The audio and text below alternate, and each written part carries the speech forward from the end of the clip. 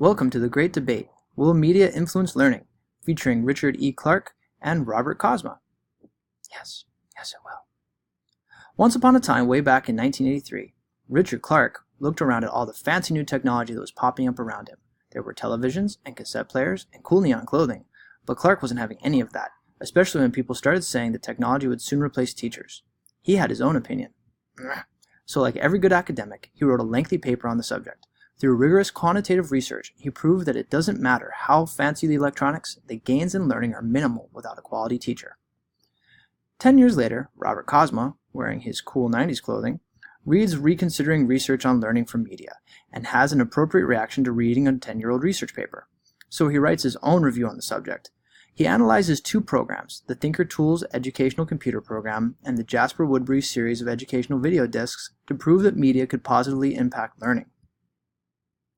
But Clark, still rocking his sweet 80s threads, hears about this rebuttal and does not like it. But instead of doing the same thing like just going to vent to a family member about it, he goes full academic and publishes a counterpaper. He trashes Kozma's arguments, demanding that he and his supporters find evidence to support their heresy that media can help learning. But not that qualitative evidence you already provided, the real evidence, quantitative evidence. He challenges readers to harshly analyze any educational gains made by technology and easily find an alternative method of instructional delivery that would cost less money while producing the same results. He hasn't stopped. In his description of his 2001 book, Learning from Media, he blasts Robert Kozma on Amazon.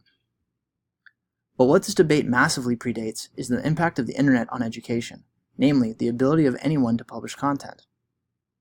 Where previous technologies had limited publication to those who had access to certain institutions, the internet allows anyone a platform to be seen worldwide. Some educators worry that this decentralization of publication is harmful for learning.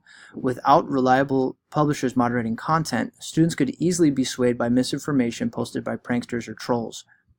But what the internet also allows is a democratization of information. We now have a stream of content from all around the world, including the global south, that students can access instantaneously. Teachers are now reevaluating the purpose of our classrooms. We no longer need to be the repositories of information that we were in the past. We have the internet for that now. Thank God. Clark and Kozma can fight all they want about the measured impacts of technology on accessing and retaining information, but media has profoundly changed learning.